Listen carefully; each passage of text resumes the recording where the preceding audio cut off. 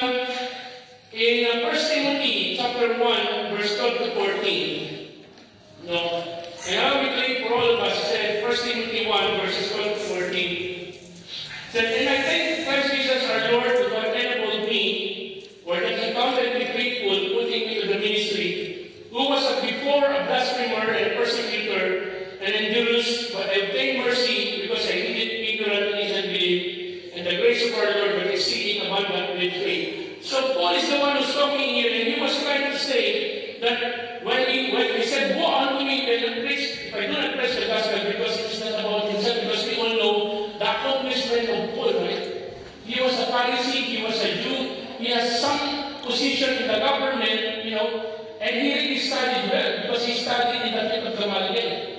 So like in our country, maybe it's about like other exclusive schools like that.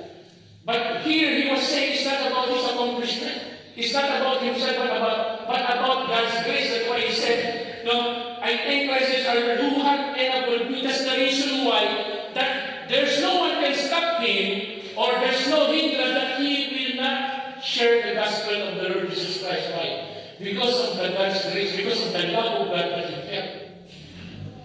And I know both of you sometimes you're looking for someone to love you, right? Especially in our society now. It's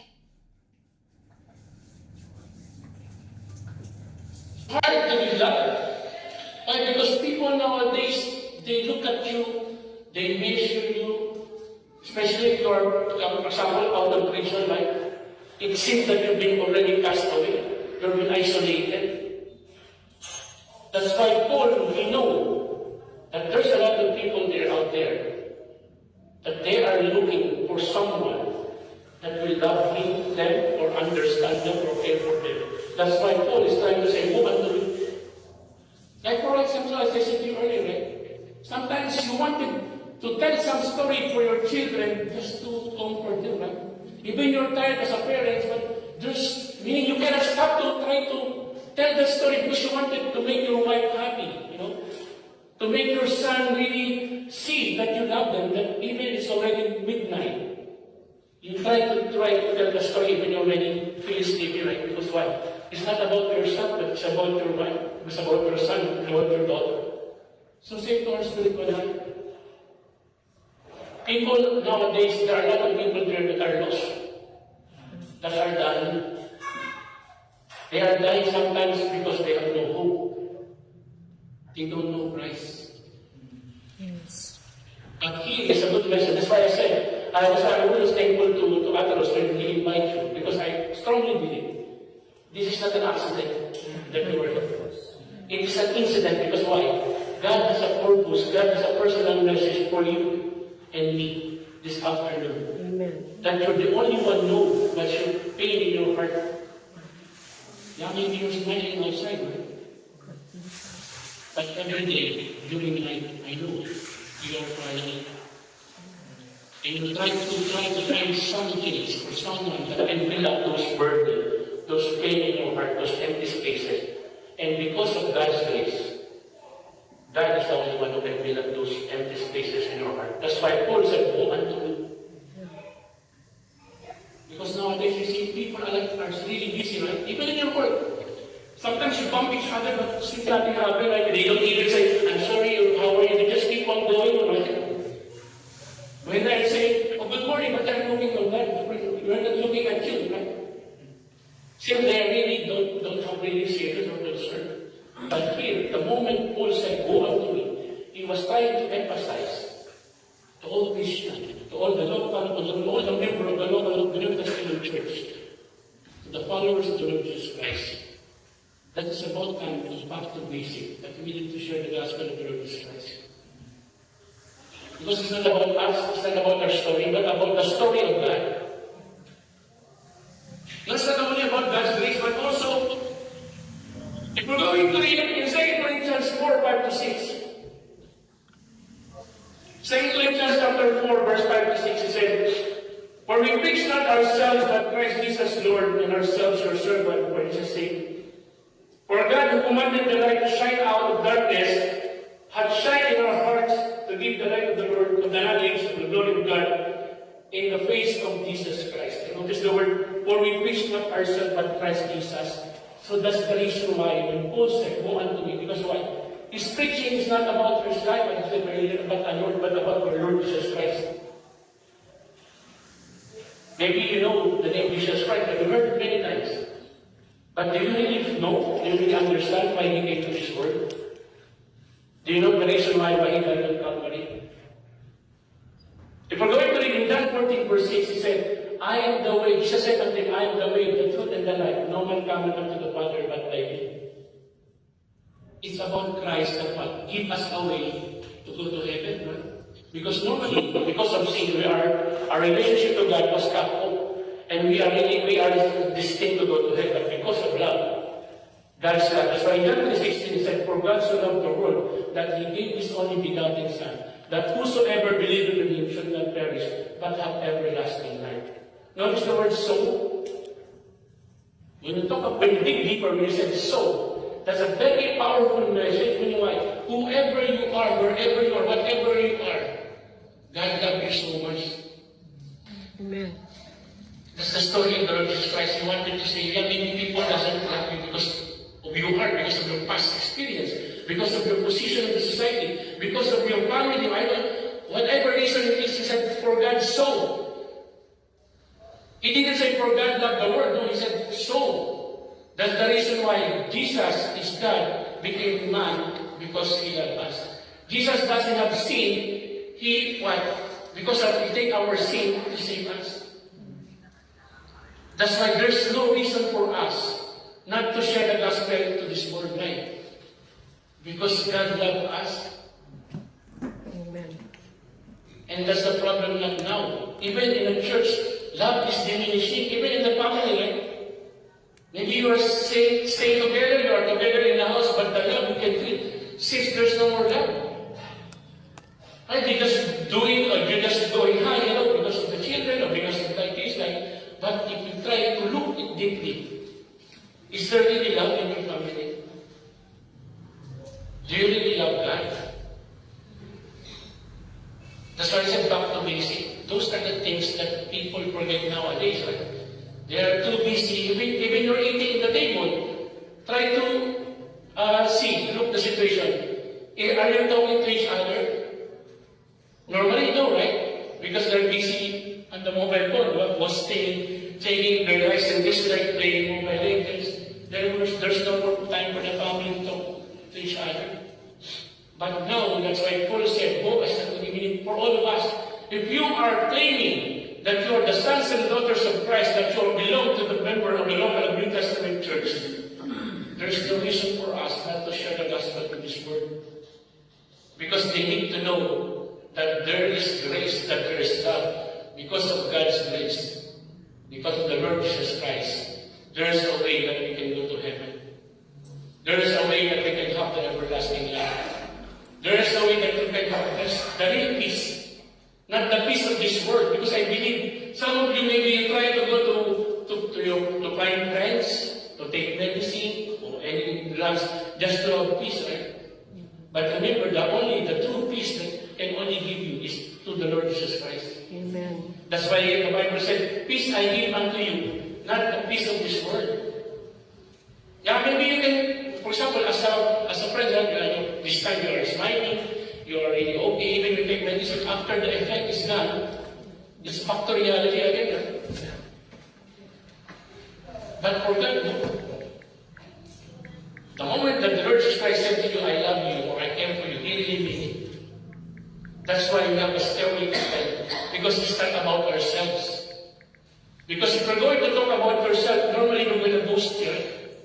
You're going to be arrogant because you're always told about your accomplishment, your strength. But it's not about ourselves. We are not gossiping here. We are trying to tell what the Bible said. And most of the time, people nowadays doesn't have time to read the Bible. That's why they don't know the personal message of God to them. And that's why there's a lot of churches nowadays are really dying. Even in the family, right? Relationship was broken. Like why? They forgot the basic things. Just communication. Try to talk to each other. unto me, meaning, you cannot keep quiet. You have to tell something. If you love him, you don't need just to show, but also to say. And that's what God did to us. That's why the moment he said, for God so loved the world, it doesn't stop there, right? What that he gave, meaning he did some action. Because normally in a relationship, they always try to say, no, I love you because I'm trying to show to him. Yes, it's good. But sometimes, it's not only about showing, it's also about how you say it. You need to say it and show it. Because when you say it, you are also assuring, guaranteeing your partner, your whatever, your boyfriend, your girlfriend, your family, your husband, your wife, that you truly love them and you really truly care for them. And nowadays, it's sad that you can hear, right? Even your children. Did you hear your children say, I love you, mommy, I love you, daddy? That's nice. But the reality now, sometimes it's not. Right? Even the husband and wife, when was the last time you said to your wife, to your husband, I love you? Oh, I miss you. Mama na, like, oh my God, that's the reality. Mama. Bye-bye, mama. What's mama? See, even look at this well, because of modern technology, even the vocabulary is changing. Yeah, it's so funny, right? But if you dig deeper, the terms of seriousness, it's already diminishing, right? Because it's trending, it's in, so just follow the trend. But you forgot the basic, you forgot. You have to say it full-heartedly. To your wife, to your brothers, sisters in Christ, especially to God, that you really mean it, that you really love them or care for them. Now, it's not only about, when he said, go unto me, it's not about our accomplishment or about ourselves, but second, try to go back again in the text that you read. In 1 Corinthians again, in our text, 9:16. He said, for though I preach the gospel, notice the word, I have nothing to glory. I have nothing to, for preach the gospel, I have nothing to glory. And notice the word, he said, for necessity is laid upon me. Notice the word, for necessity is laid upon me. So the moment Paul said, go unto me if I preach not the gospel, it's not about, he's referring that it's not about his accomplishment or it's about himself. But the second one is about what? Our obligation. Notice the word, necessity is laid upon me. So meaning when he said, for necessity, meaning we have an obligation, why? Because we have a duty to deal with. You have work, like example, in your life. Why are you doing your work? Because you're obliged to do your work because that's your duty, right? Your duty to provide food to your family, your duty to work for your company. That's why you're obliged to do it.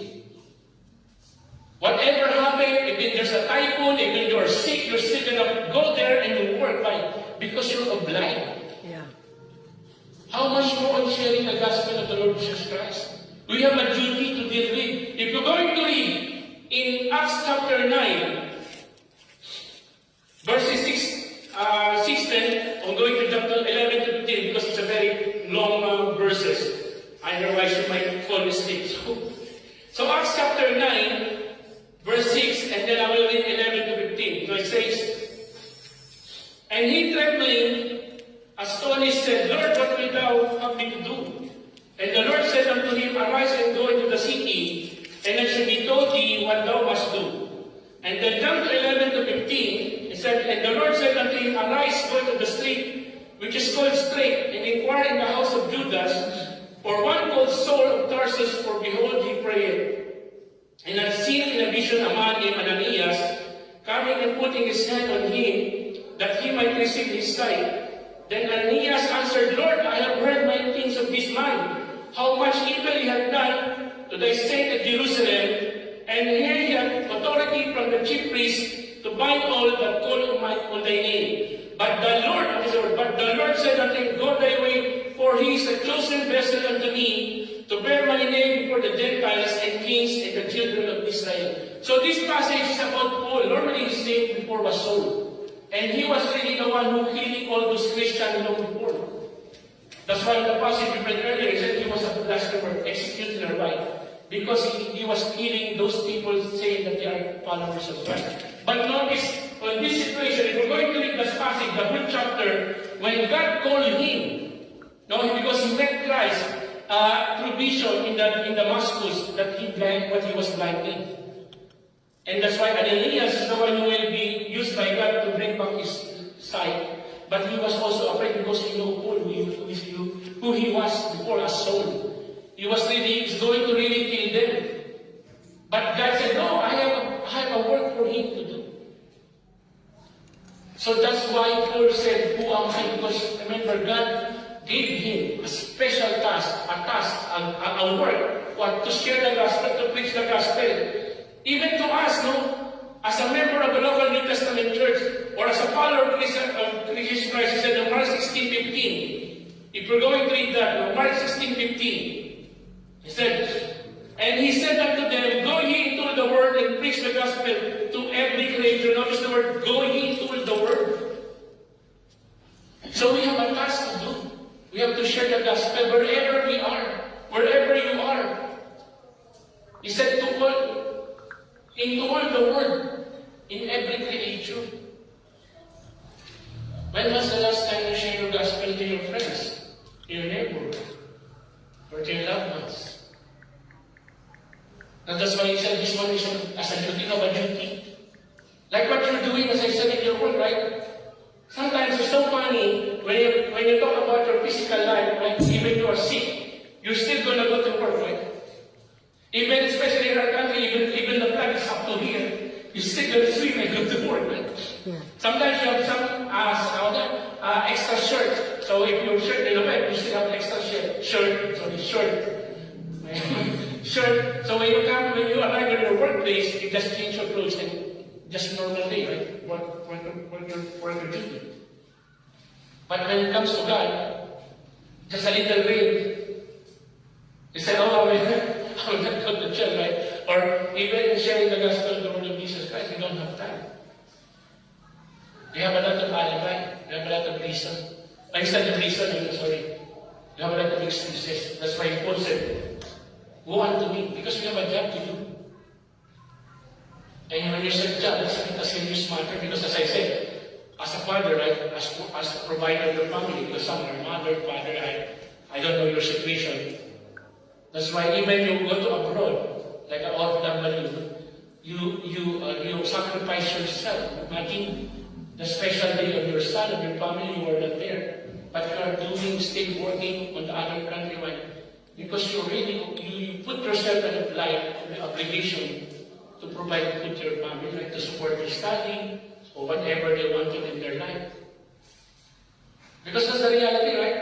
When you talk to them, you're smiling, right? But they don't understand. After the call, you're crying, right? Especially if you're alone in that country, there's no one like Filipino, whatever, that you can talk to. But you're doing those things, even it's really difficult to the point you don't eat, just to send money for them. Why? Because you take it as an obligation. For your family, how much for that? How much to those world? How much to those people that don't know Christ? We should be moved on, right? Not every time you talk to someone, maybe you don't know how to share the gospel yet, but like Captain Rose did earlier, this simple invitation helps. It's as how you live your life. When they saw your life is different from them, sometimes out of curiosity, they're going to ask you, why are you like that? And this is a time, a platform that you can introduce them about the Lord Jesus Christ, right? So woe unto me if I do not preach the gospel. Why? Because we have an obligation. We have a duty that we need to deal with. But do you know your duty as a Christian? Do you know your duty that you need to do? Whatever it takes, whatever it costs. So woe unto me if I preach the gospel. Now, not only about obligation, continue to read again the text that you read in verse 16. It said, "Is laid upon me." So what we can see here is not only about obligation, but also what? Responsibility. That's why he said, "Is laid upon me." I know it's hard to be the responsibility, especially if you're the one in your family, like the breadwinner, right? Sometimes you have to make a lot of sacrifices. I know someone, because they are really, it's not so small in their family, they are 12. So the one that I knew, a sister of Christ, in the church in the Philippines, she prepared, or she chose them to study, but worthwhile, to provide money for his siblings so they can finish their study. Because she took it as a responsibility for her family. How much more to God? Notice the word is laid upon me. It's really hard if there's someone given to you like a task or an obligation or responsibility. It's hard to be responsible, of course. I don't know, maybe sometimes some people are counting, because that's the reality of life also, right? People always count what they need, right? Oh, I will only help you up to 2 months, after that you're on your own way, like that. Right? But taking full responsibility or good responsibility is really difficult, right? Most of the people nowadays, as I said, you set barrier, you set limitation. Because you feel, oh, I'm being abused. Oh, I'm always the one who's doing all those things. But in the Word of God, in the spiritual life, remember, like Paul said, it's laid upon me. Because knowing, for example, even your friends, like some of your friends will become endangered. What are you going to do? Are you going to talk to them and stop them? Or are you just going to say, like the word say, mind your own business, or I don't care, as long as I'm happy. It's about your life, it's not mine. But remember, later we're going to dig it more deeper. That's your reason, and we will see if that reason is really valuable. But here we can see, when Paul said, "Go unto me," if I do not preach the gospel, he was complicating, or he was emphasizing to us that we have responsibility to do so. We cannot forget. We cannot blame anyone, but we have to do it by ourselves. We have to preach the gospel, whatever it costs, whatever it matters, wherever we are right. It's our responsibility. Right? Like yourself in your family, as I said many times, because most of us here are immigrant or OFW. Of course, I salute you because it's really hard to work from other country without knowing someone there. It's nice, it's hard to adjust. It's nice if you have someone, of course you can talk, can share.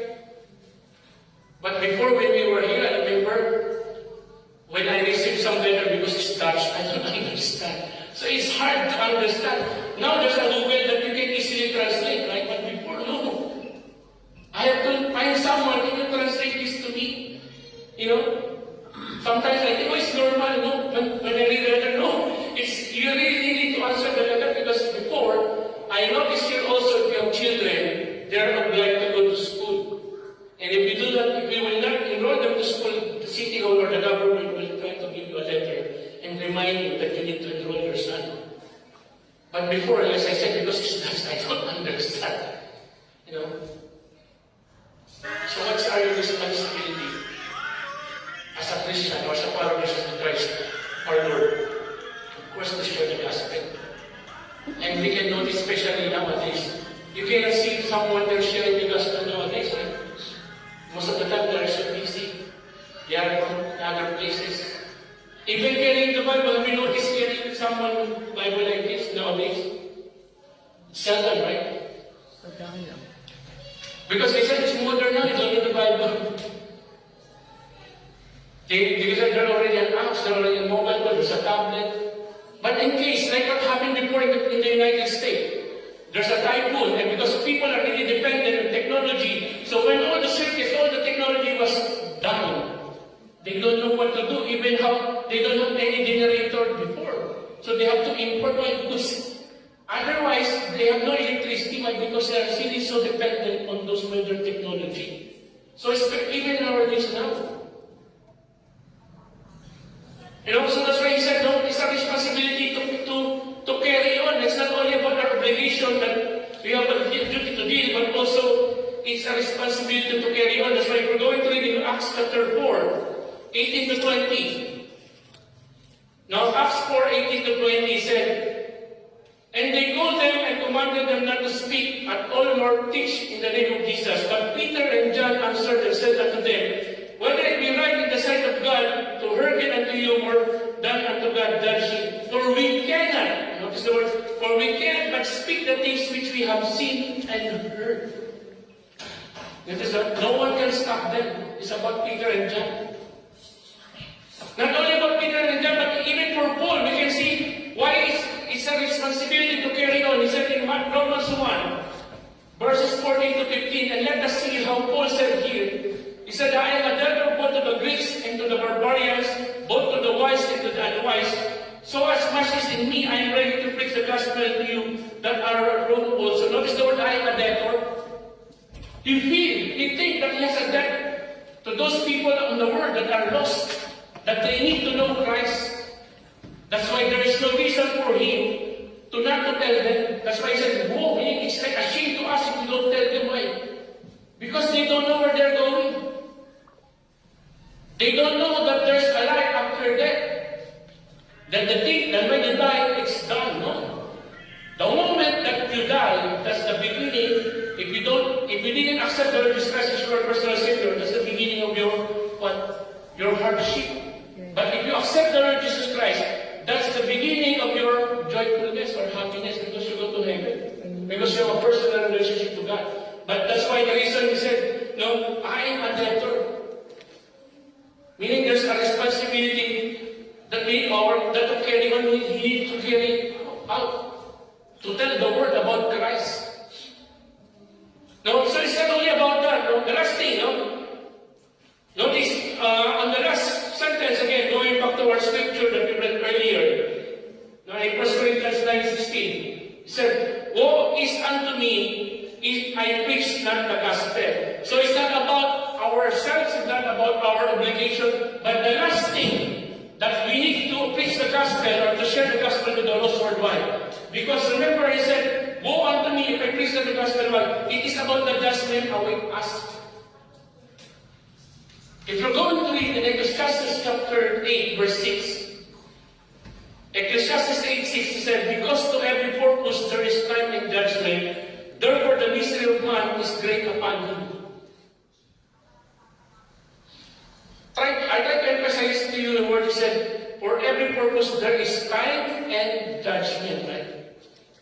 That's nowadays sad to say, people forget those things, time and judgment. For example, you have a time now, you have a lot of time to study, to do what you think. For example, to plant this kind of fruits. But you prepare or you choose not to plant.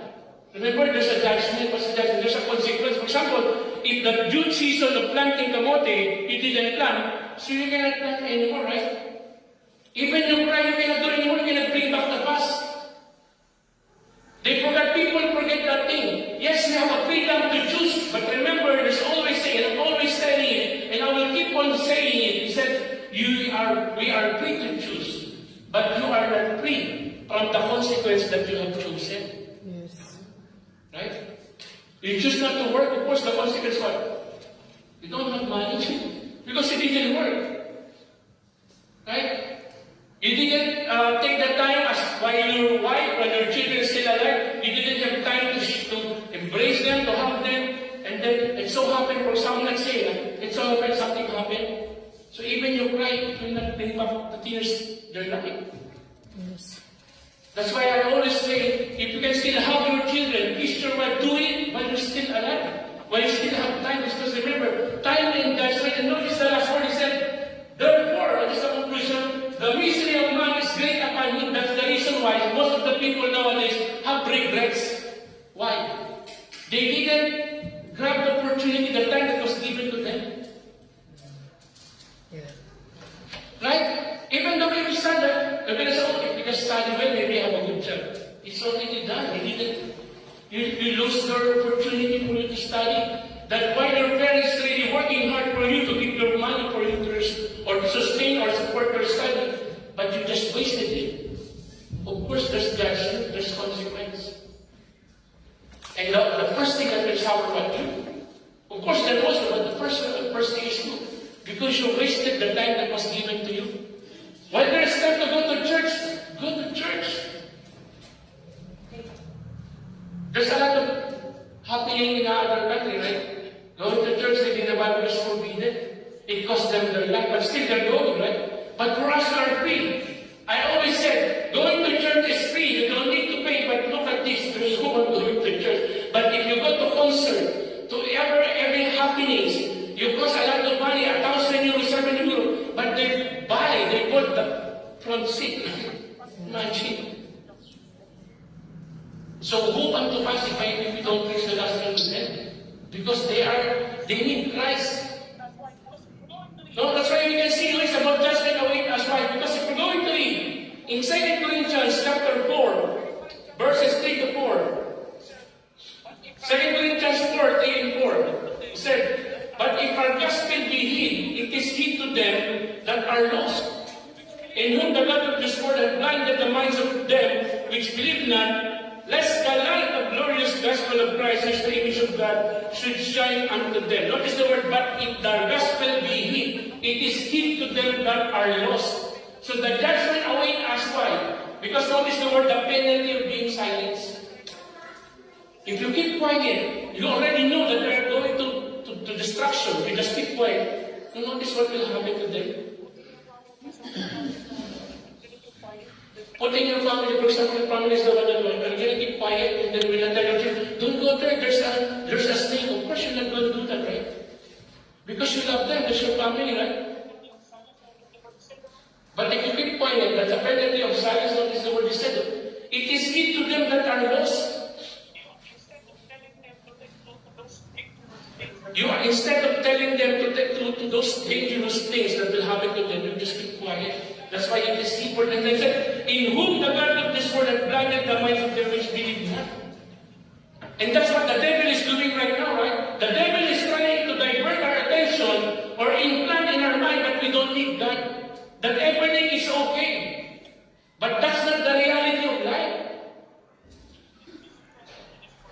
The reason why Jesus Christ came to this world, why? Because there's really not, our condition is not really good to God. Because if the word is saying, or if the devil is true, saying that it's okay, then Jesus Christ don't need to go to this world and save us. But because our present condition, that when we die, we go to hell because of sin, that's the reason why we don't need to keep quiet, we need to tell them their situation.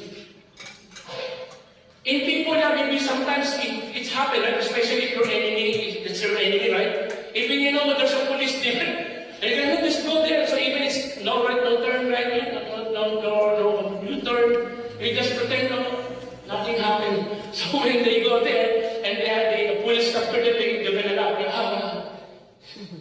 You're happy because they are being apprehended by the police. Because you're being quiet and then they got into trouble, so you're so happy. That's not the way we should feel, right? Especially as Christians. Are you still going to stay remain silent and not tell them their current situation, but they're really going to hell because of sin? Notice the word continuing, it said, lest the light of the glorious gospel of Christ, which is the image of God, should shine unto them. Lest we need to have an action. We need to tell them. We need to show them the light that the Lord Jesus Christ is sending us. Remember, the blind can lead the blind. So if you are saying, if you are claiming that you know the truth because the truth is in you because of the Lord Jesus Christ, so woe unto you if you don't preach the gospel. Because there's always a penalty of silence, as I said, being silent. And not only about that, when you said about the judgment of penalty of being silent, but also in Ecclesiastes chapter 3, verse 18 to 19. Ezekiel 3. It's an Old Testament. Ezekiel 3, 18 to 19. He said, when I say unto the wicked, thou shalt surely die, and thou givest him not warning, nor speakest to warn the wicked man, his wicked way, to save his life, the same wicked man shall die in his iniquity, but his blood, notice the word, but his blood will I require unto at thine hand. Yet, if thou warn the wicked, and he turn not from his wickedness, not from his wicked way, he shall die in his iniquity, but thou hast delivered thy soul. So we can see what this, aside from we can see the penalty of being quiet, but also what? The regrets of being silenced. Notice what he said, the blood. On the verse that I remember earlier, 17, ayan, 18, sorry, said, but his blood will I require at thy hand. You know, it's hard to have regrets in life, right? Like what I said earlier, when I said, oh, if I only do this, or if I only save him, maybe he's still alive. Oh, if I just maybe hug him now, maybe I will be able to tell them or her how I love her. I don't know what your state of why you're still being silent or being quiet, but remember, there's a regrets of being silent, right? Even in your work, right? Sometimes you don't tell it to your boss or you don't tell it to whoever your superior it is. You just keep quiet, and then something happened to the company. The worst scenario, for example, it was burned like that, damage. And then you guys, oh, if I just only tell them, maybe they can respond immediately. Then I still have work, maybe I still have work. But the problem, you keep quiet. You just say, no, I'm not affected. It's their job. You don't know the whole perspective of your work, right? So even in our life, in our personal life, in our spiritual life, remember your loved ones, your friends, your colleagues, if they die without receiving the Lord Jesus Christ, remember I said, their blood and iniquity, I said, required to give meaning. We are the ones going to be blamed. Because remember, in heaven, we are going to appear to God as a whole. And then when they said, when they said, why you didn't know Christ? Because he didn't share it to me. You know? Why? Because he didn't warn us. Remember the story of Lazarus and the rich man, right? He asked Abraham to send Lazarus to his family to tell them about Christ, about God. But Abraham said, no, there's a lot of messenger here or preacher that they can share the gospel to them. So remember, so before I end, that's why we can see here in Romans 1:16. Now I said, for I am not ashamed of the gospel of Christ, for it is the power of God unto salvation. To everyone that believeth, to the Jew person also to the Greek. Notice how Paul said, for I am not ashamed of the gospel of Christ. That's why if you're not ashamed of the word of God, you need to tell to them, to share to them why. Because notice that the power of God unto salvation, this is the way they will know about salvation, about the way to escape death or going to hell. Because as I said earlier, in Romans 6:23, he said, for the wages of sin is death. But the gift of God is eternal life through Jesus Christ our Lord. So we can see there are two kinds of news, right? The bad news is what? For the wages of sin is death. The penalty of sin is death, death going to hell. We're going to read in Revelation 21 verse 8. Now the last sentence that says, which burning with fire and brimstone, which is the second death. But the good thing, or the good news is God didn't stop there because as I said, God loved us. Remember John 3:16? We recited earlier, for God so loved the world. Try to put your name on the word. For example, what's your name? Johan. Jorin. For example, for God so loved Jorin, that he gave his only begotten son, that Jorin believe on him should not perish but everlasting life. The word there is us, the person, not the earth.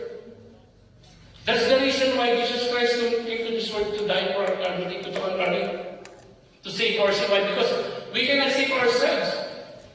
If we're going to read Titus 3:5, he said, not by works of righteousness which we have done, but according to his mercy he saved us.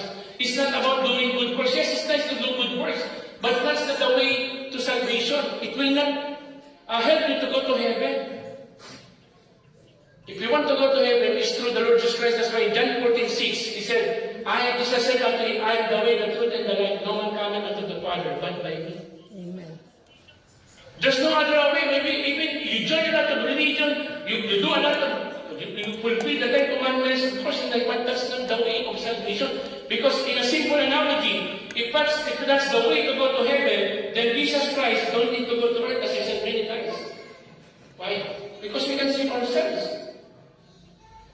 But since we cannot save ourselves, that's the reason why Jesus came to this world. Being a God, He became man and dwelt among us. Why? Because He loved us.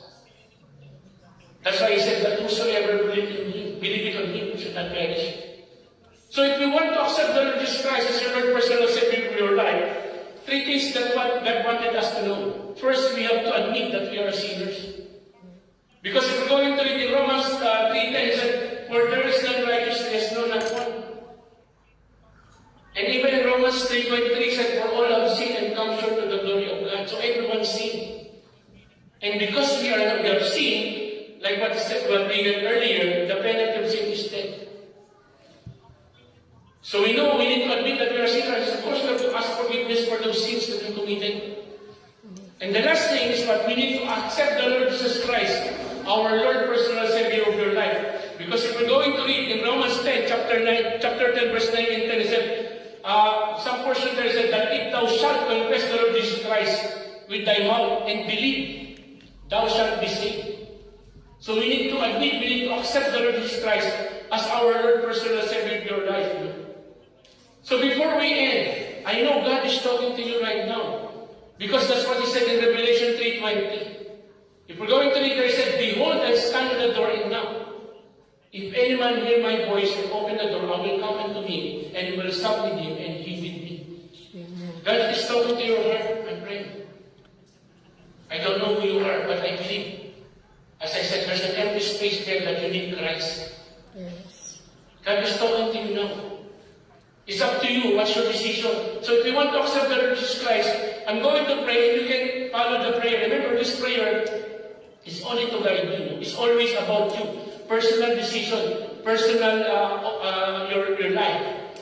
If you're really going to accept Him as your Lord personal Savior, of course it's your choice. It's not I'm just going to guide you. And this prayer is not about religion, but about salvation, accepting the Lord Jesus Christ. Yes. So if there's anyone here who wanted to accept the Lord Jesus Christ, I will pray. Let us close our eyes, bow our head, and let us pray. You can follow the prayer. And to those persons that wanted to accept the Lord Jesus Christ. So let's pray. Our Heavenly Father, thank you so much for letting me know that I am a sinner.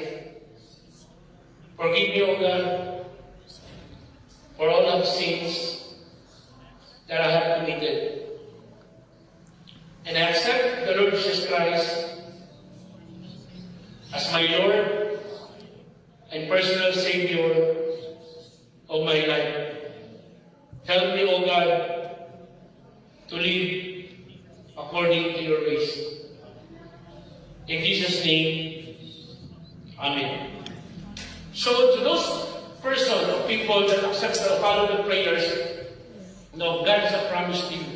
If we're going to read in John 1:12, He said, but as many as received Him, to them gave He power to become the sons of God, even to them that believe in His name.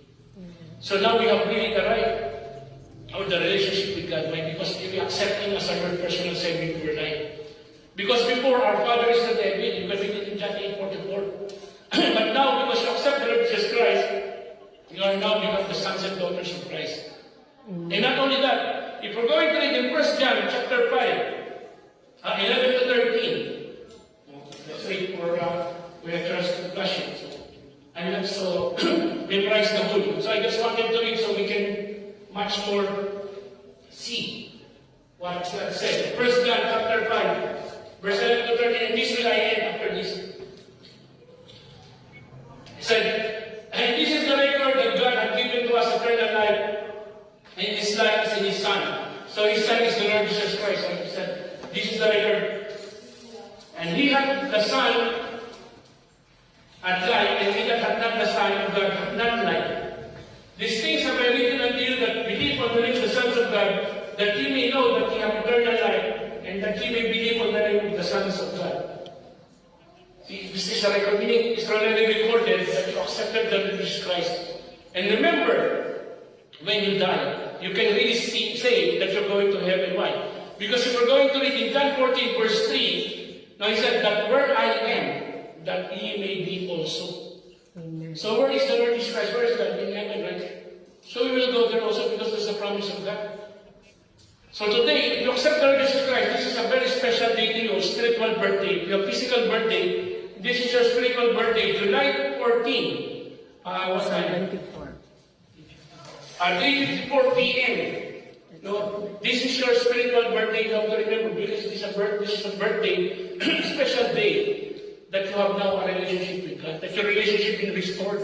Yes. That you can really say, Abba Father, meaning Father, why? Because you have a relationship with Him. So remember, nowadays, woe unto us if we do not preach the gospel, because first, it's not about us, it's about God. And people need to know about Christ. Because every second, there are a lot of people dying here and God getting lost. And it's for us to tell them about Christ. And the second thing is about our obligation. We are really obliged to tell them why. Because their blood said are required to give to us. And of course, the judgment is awaiting us. If you just keep quiet, of course, no, they might blame you in the future that you didn't tell them about Christ. So when Paul said, "Woe unto me if I don't preach the gospel," I hope for us, starting this day, with God's help, by God's grace, let us keep on sharing the gospel. Let us keep on proclaiming the word of God, because people there, a lot of them are really lost and dying. And it's for us to tell them that there is a way, there's a hope, that there's a God that really loves them and cares for them. Amen. Good afternoon, and bring back the glory to God and bring back to the church.